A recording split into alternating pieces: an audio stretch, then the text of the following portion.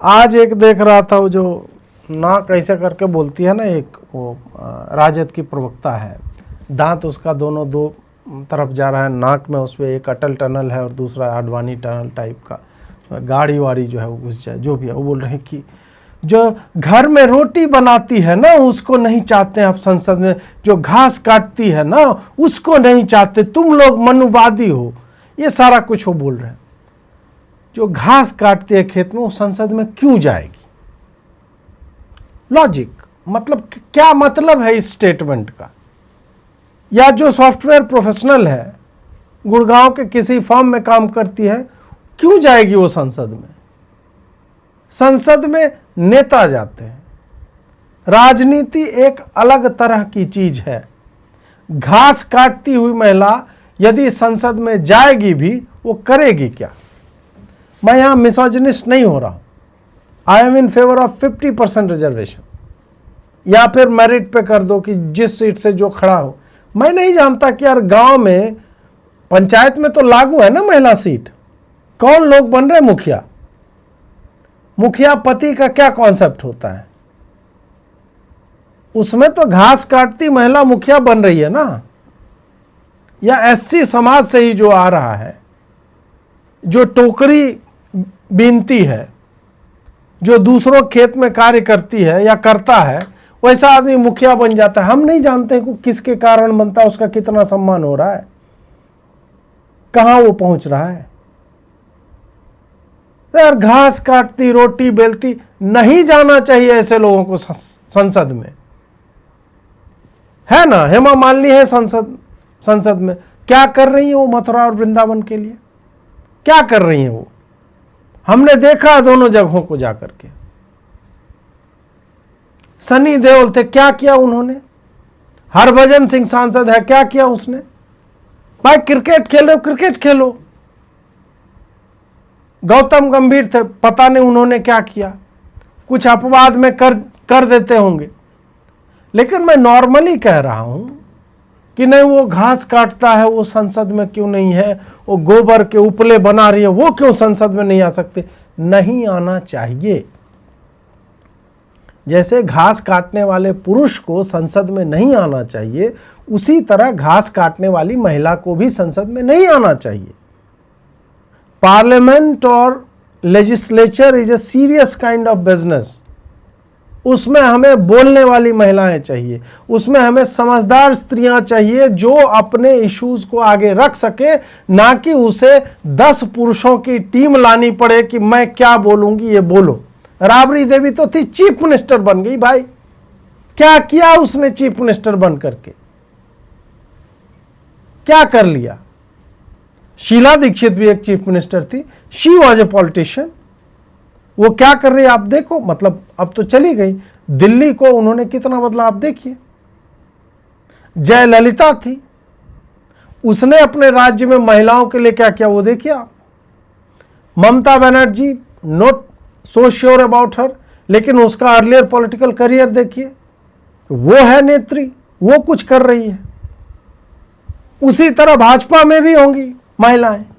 तो जो सीरियस लोग हैं, जो जानते हैं राजनीति कैसे करनी है, जनसेवा क्या होता है, पॉलिसी मैटर्स क्या होते हैं, उसमें बात करना। उसमें रोटी बनाने वाली महिला या ईंट की भट्टी में तपने वाला मजदूर क्यों जाएगा सांसद? संसद में क्यों जाना है इन लोगों को?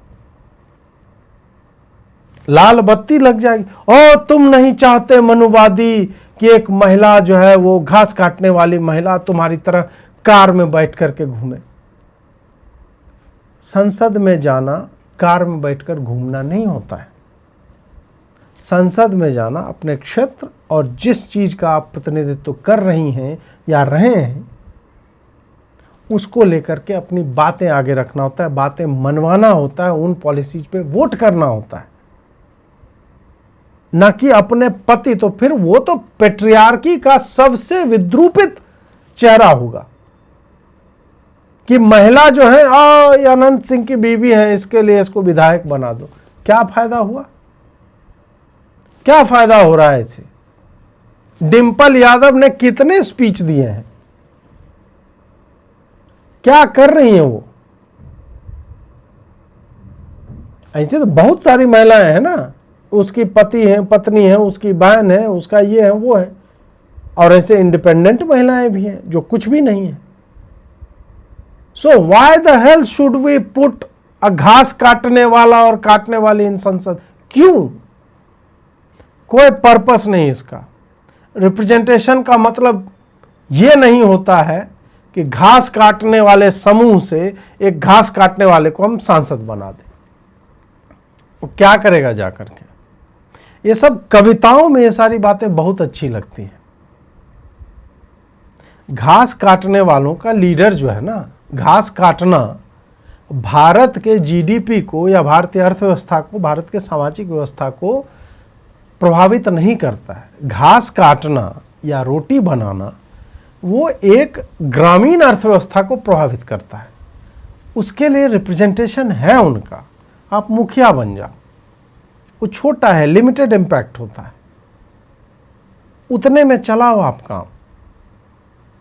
घास काटने पे क्या पॉलिसी आप बना दोगे? मान लो आदमी सांसद बन गया, जब बोलते हैं आप, जो ही दूसरे स्तर पे आप उतरोगे ना, क्यों नहीं आदिवासी महिलाएं जो हैं, जो कौन छत्तीसगढ़ की जंगलों में जो पत्ते बीनती हैं, वो क्यों नहीं जाएंगे संसद?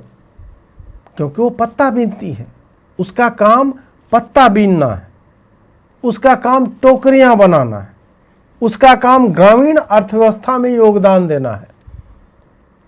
वो सांसद यदि बन जाती हैं, उसके बाद एक दिन वो बोल देंगे कि नहीं, पत्ता बीनने वालों का जीवन जो है बहुत खराब चल रहा है, इसमें हमें कोई पॉलिसी लाना चाहिए।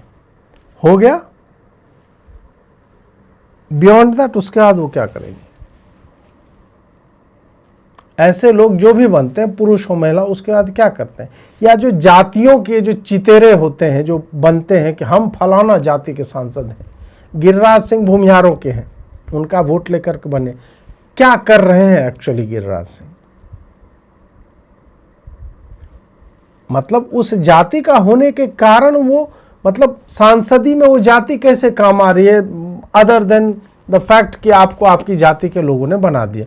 फिर क्या हो जाता है? आप क्या भूमिहार जाति के लिए कुछ विशेष कर सकते हो? संविधान इसकी अनुमति देता है? नहीं देता है। तो ये एक स्टूपिड आर्गुमेंट है। ये वही वो वामपंथियों की कविता में जो ये आता है, क्या उसका स्थान नहीं है लोकतंत्र के सर्वोच्च मंदिर में, जहां बैठकर 4 शर्ट पैंट वाले प्रौढ़ लोग लिख देते हैं कि जा ए छत्तीसगढ़ की पत्ता बीनने वाली महिला, तेरा जीवन हम तय करेंगे कि तू कितने पत्ते बीन सकती है, तू कितनी टोकरियां बना सकती है। ये कविता में बढ़िया लगता है, बट जिसका जीवन, जिन लोगों का जीवन एक सीमित दायरे में बीतता है, उनके उत्थान की बात केवल वही लोग करेंगे ऐसा नहीं है। फिर तो जितनी जातियां हैं, 4,86,000, हर जाति का एक एक सांसद होना चाहिए। जितने कर्म हैं, जितने कार्य हैं, गुड्स एंड सर्विसेज, मैन्युफैक्चरिंग और सर्विसेज, सबका रिप्रेजेंटेशन होना चाहिए। सबको संसद में जगह मिलनी चाहिए। संभव है या? This is impractical.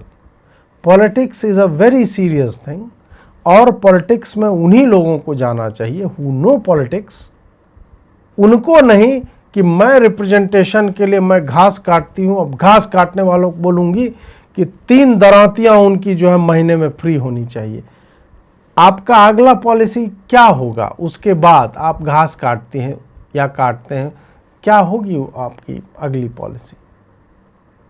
ये एक प्रश्न है, मुझे लगता है कि जिस पे ध्यान देना चाहिए।